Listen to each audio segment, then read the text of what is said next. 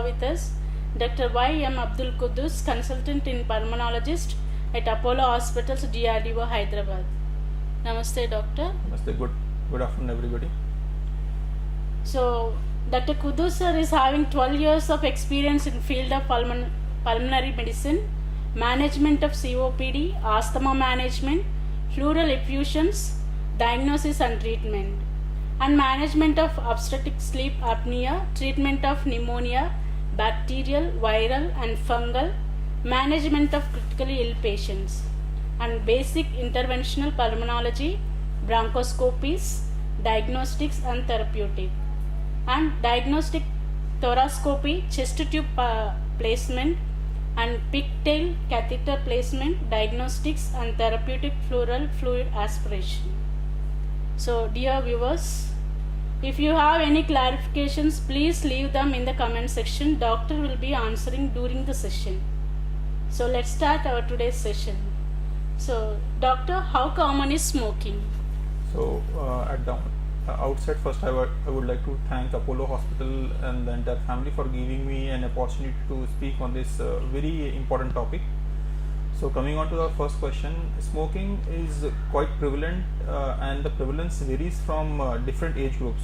So, among youth, especially among school going, high school and college going students, it ranges from 23% up to adults. It can vary up to 32%. So, overall we can say it ranges from 23 to 32%. So, almost 1/3 of our population is exposed to direct smoke.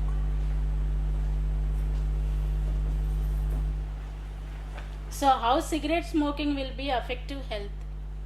So, cigarette, many of our people think that cigarette just affects the lungs, but on the contrary, smoke and the chemicals which are there in the cigarette smoke, they affect each and every part of our body, including lungs, heart, brain, stomach, intestine and kidney. So, in fact, I would like to say it affects each and every part of our body, including hair and skin.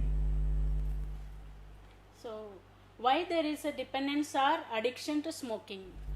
So, the reason for this is the chemicals which are present in the cigarette smoke. So, the number of chemicals in a puff of cigarette, they vary from almost 4,000 to 5,000. Among them, nicotine is a chemical which causes dependency. It is a neurostimulant, so it activates our nervous system.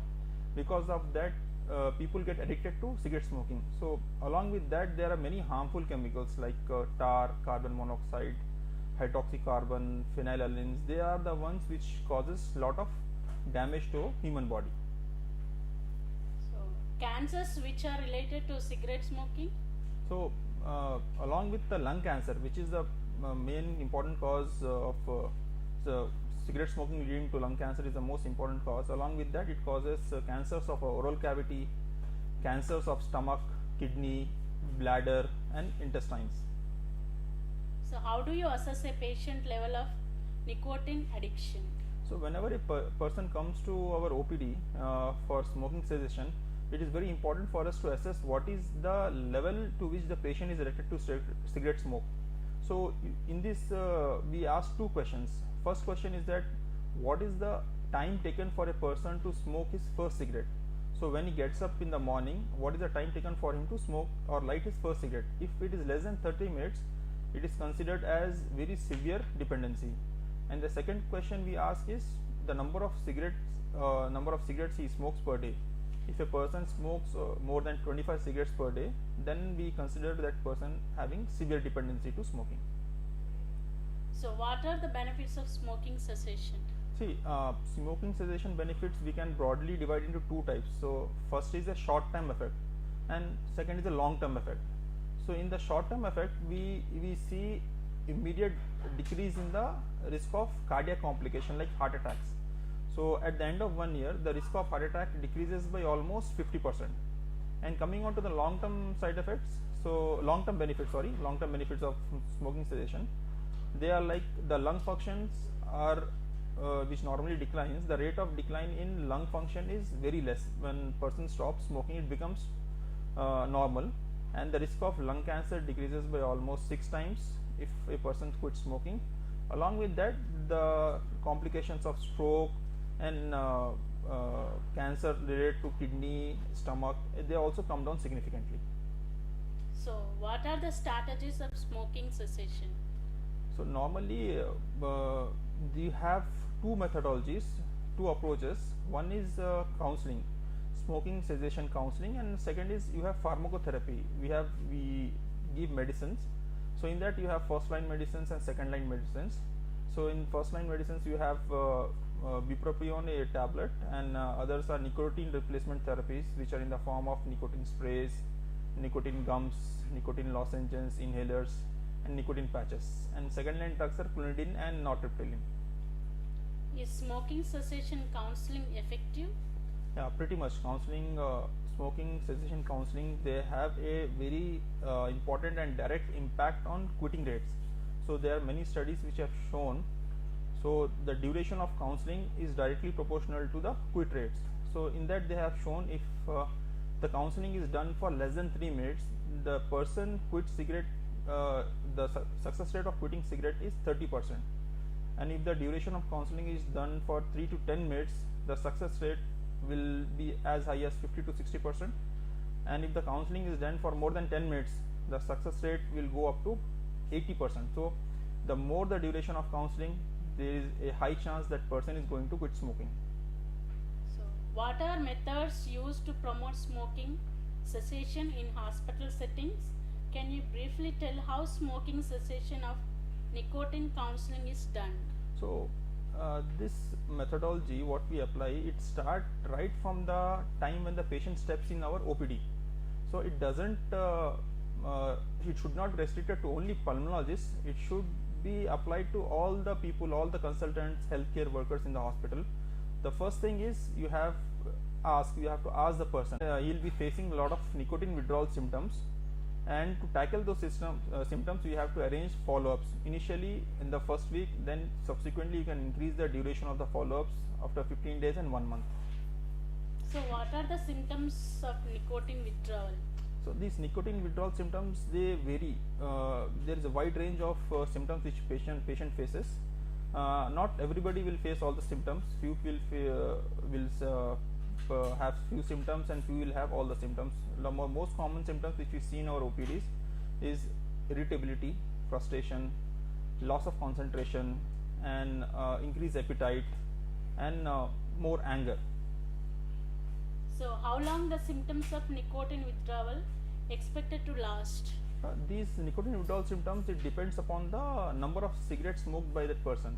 So if he is smoking more cigarettes, these symptoms can start immediately within 1 or 2 hours of smoking his last cigarette. These symptoms will become, they reach the peak level at the end of second or third day. Maximum it will be prolonged till 7 days, and at the end of 1 month these symptoms will become very minimal. There is very few subset of patients who will perceive these symptoms for a longer duration, like for a year or 6 months also.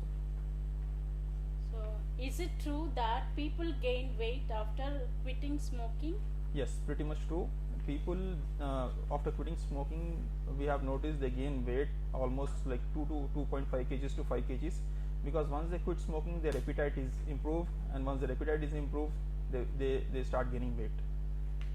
So, what are the pharmacological therapies for smoking cessation? So in this pharmacology therapy, the most common one what we use is nicotine replacement therapy. As I have already told you, there are different methods of nicotine replacement therapy. Commonly which we use are nicotine gums, nicotine lozenges, nicotine sprays, nicotine inhalers, and nicotine patches. Along with that, you have one more tablet by name bupropion, which can be used in combination with your nicotine replacement therapy. Does nicotine replacement therapies is needed for all? Yeah, this is very much needed for all people, especially people who are heavy smokers. Along with your counseling sessions to motivate the patient and to counsel the patient, you need to apply nicotine replacement therapy or give nicotine replacement therapy to almost all the patients who are heavy smokers. So, what are the contraindications of nicotine replacement therapies? So nicotine replacement therapy has to be used cautiously in patients who have cardiac complications, who have history of MI, who have underwent bypass surgeries, or who are on regular cardiac medications. Then nicotine replacement therapy we can't use in pregnant women and also in breastfeeding women. Third, along for nicotine sprays, these nicotine sprays can't be used in patients who are having allergy or asthma. So how do you decide which form of nicotine replacement therapies to be used? So nicotine replacement therapy, their effect is to replace the nicotine, because nicotine is the one which causes addiction or dependency. So the replacement therapy, it maintains the blood level of the nicotine in the person's body. So it depends upon the person's choice and his comfort. So if a person is comfortable with nicotine patch, that can be applied over the skin. If he is comfortable with sprays or inhalers, that can be used at 1 or 2 hours interval. Similarly, nicotine gums and lozenges, they come in the doses of 1 gram, 2 gram and 4 gram, that can be used at interval of 1 or 2 hours. So one of our audience is asking, is there permanent solution for to stop this smoking? See, it's a very tough question. So I will tell smoking is a social evil. So for many of the diseases, we will tell prevention is better than cure. So I will say prevention is better than cessation of smoking. So you should take measures to avoid this habit. So that has to be started right from the schools and in our family. So children has to be educated about the bad effects of smoking, and in family, if somebody is a smoker, he has to take care that he should not expose his family members, or he should not smoke in front of his children, because children tend to follow their elders. And second thing, there are other issues which I will be addressing, the government has to take a step to increase taxes on tobacco products. Then you need to have mass media campaigns and negative campaign against tobacco use, and also you need to ban the smoking in public places, especially in workplaces and business places. Some strict measures have to be taken to stop smoking. So, any social interactions to help quit smoking? See, again, the social interaction, I would like to emphasize on the same thing. See, prevention is better than cessation. The question which was asked by our audience is the same thing. So you need to take strict steps to make sure that the coming generation should not go in the clutches of this tobacco and tobacco related products. Similarly, those who are smoking, we have to arrange counseling sessions for them. It can be in person, or it can be now virtual online consultations, to motivate them and also assist them in helping them in smoking cessation. And similarly, the government has to take a strict step to avoid or to curb this menace of tobacco. Along with that, the media has to play an important role in in promoting negative counseling regarding smoking cessation, or negative advertisement about smoking. The final question, sir. Doctor, please tell our audience about Pulmonology Department at Apollo Hospitals, DRDO. In Apollo DRDO, I'm working since 8 years. I'm available in this hospital from 10 o'clock till 4:30 p.m. We are running inpatients and OPD services along with basic interventional pulmonology. So we have a critical care unit. We'll be dealing with critically ill patients like COPDs, asthmas, interstitial lung diseases, OSAs. We diagnose lung cancers, and once it is diagnosed, we refer the patient to higher centers. We have treated a lot of COVID patients in our center.